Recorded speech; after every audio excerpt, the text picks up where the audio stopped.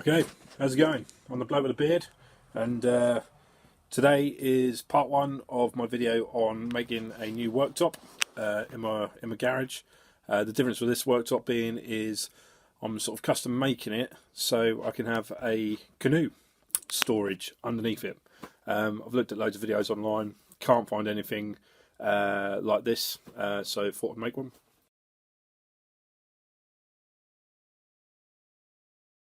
So before I started to draw the plans up, I spent a few weeks just looking at different plans I could find online. A lot of YouTube videos, a lot of people coming up with some good ideas. I wanted something that would definitely be sturdy enough to not only hold the canoe, but something really sturdy as a worktop. So I found a few different videos, and there's some that I'll put in as a link later because I've got some great ideas from a link later. While I was looking for those videos, I found this program called SketchUp, and you can get a free version of it. So just search for SketchUp free, and you'll find this. And once you get to grips with it, it's quite easy to use. However, I would suggest before you use it, once you've installed it, get some YouTube videos under your belt just to have a look how to use it for the basics. Otherwise, you'll be spending all day trying to work out how to do it, and you'll just get frustrated with it.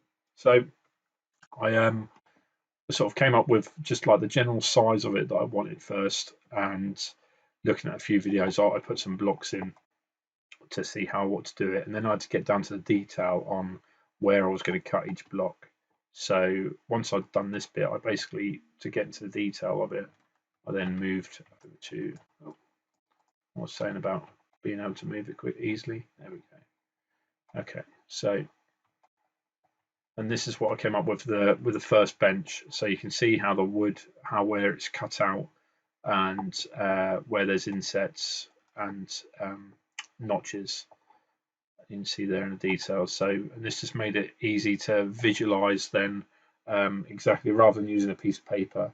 I found this a really easy way of doing it. So this was basically the first bench, the main bench, and I knew I wanted drawer inserts in these as well. So this was the plan, and the other three, there's 3 benches in total. I haven't bothered putting the other 3 on here because they all follow the same principle of this first one. There's just different widths basically. So yeah, download SketchUp, have a look, see what you think if you need to use it, and you'll see what comes of it next. And we're off. It's worth noting that I used 2x4, just sawn timber. It wasn't planed or anything. I went and checked the quality of the timber at the timber yard, and it looked fine. Not much work. It was perfectly acceptable for what I needed. One of the biggest challenges I faced was not just having a little helper in there, but also trying to build it in a space where there wasn't much space in there in the first place. I still had all of the stuff in there in the garage to start with, but I built it up in sections, doing the 2 ends first, and then put it together, as you can see there, and then putting the bracing across for the drawers.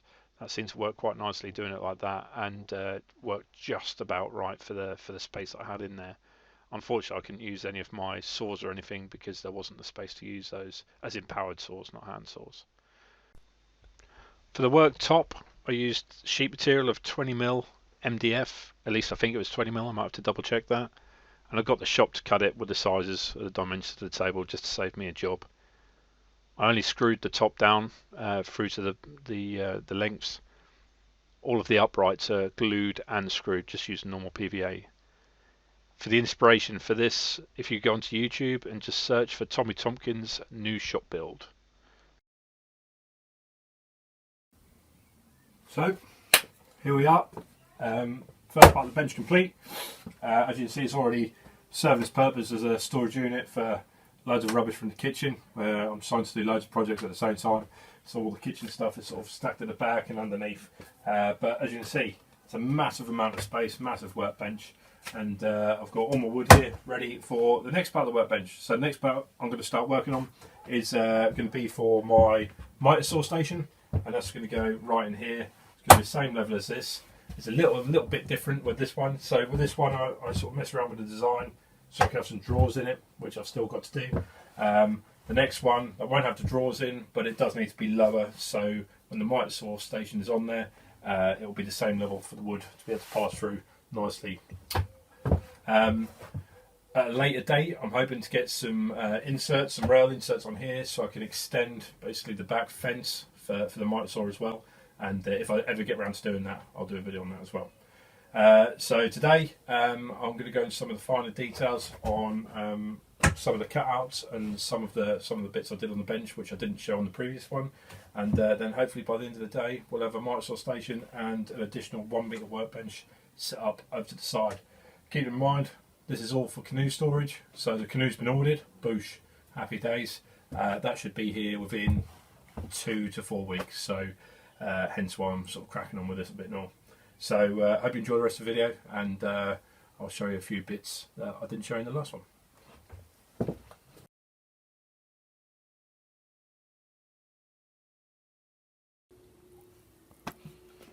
Okay, so one of the bits I wanted to show you was just how you I've put some T-nuts in the bottom of the legs. So this is the bottom of one of the legs here.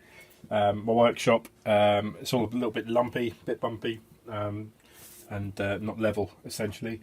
And so to sort that out, rather than putting wedges of cardboard and stuff like that in there, I found these T-nuts here.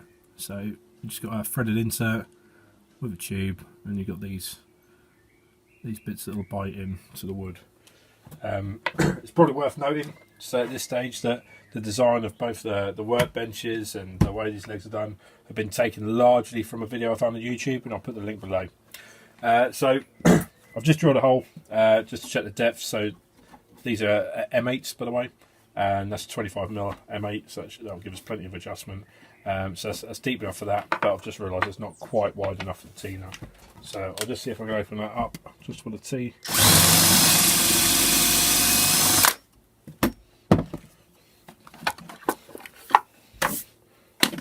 So let's have a little look here. I don't know if you can see that well enough.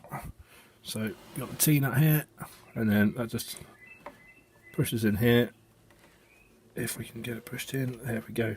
Got it started. And then I just need to knock in, basically. So where's my knocking stick? Get my knocking stick. There we go. Lovely job. So that's knocked in, as you can see. That's pretty flush. It's not too shabby at all. And that's not going anywhere. So now on bam a 25mm in. Bang all the way up. And then once I've got all 4 legs down, I'll just get under there with a spanner and adjust the table, get it nice and level. So nice little thing. I've got they come in packs as well. The ones I've got a pack of 10 from like Screwfix.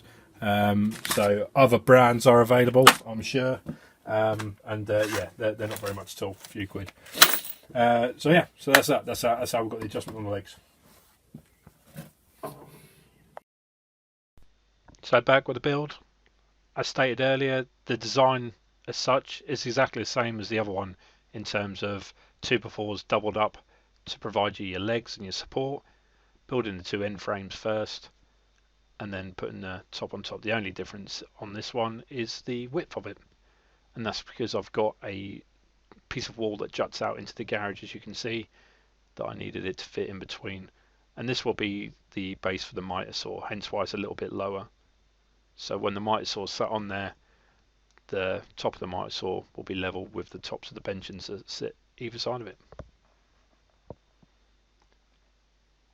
Again, if you have the luxury of being able to do this with a clear workshop, then I certainly envy you.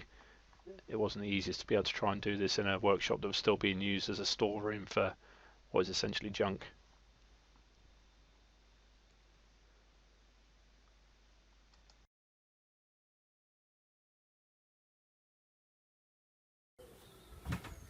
Okay, so here she is, all finished. Well, I say all finished, not quite. Still some shelving to go up. So we've got 3 different units. There's a 2 metre piece at the end. There's one that's about 740, 750 in the middle, where I've got my miter saw on, and that's been dropped. So the level where the wood lays on the miter saw is will then be level with the sides and then at a later date I'm going to put a gate in, or a fence in, sorry. And then this last piece here is an additional meter. So I've started sort of organising, putting some tools up, get some stays in, try and tidy it up a little bit, give me a bit more space. Just put some basic hooks up on the wall here just for some of the gear to get it out of the way off the floor. So hopefully the canoe will slide in the bottom there easily. I've put some carpet, old carpet down on the rungs and just on the sides, just to protect the canoe a bit. With this, so we've got about 4 metres here, which means that we're going to have another metre where the canoe is going to stick out at the end. So I might at a later date have something that comes over the top of it on a hinge, but I'm going to see how I get on with it, see how much of an issue it causes. So yeah, next step I suppose is to see if she fits. Let's give it a go. And so here she is. This is the reason why we've been building it all for. Just got it home tonight. It's a silver birch board in 16 in the Duralite. So managed to get it home in one piece. A little bit weird driving with a 16-foot canoe hanging in front of your eyesight, but yeah, so hopefully if my measurements are right, that should fit inside the garage. So let's get it off and have a look.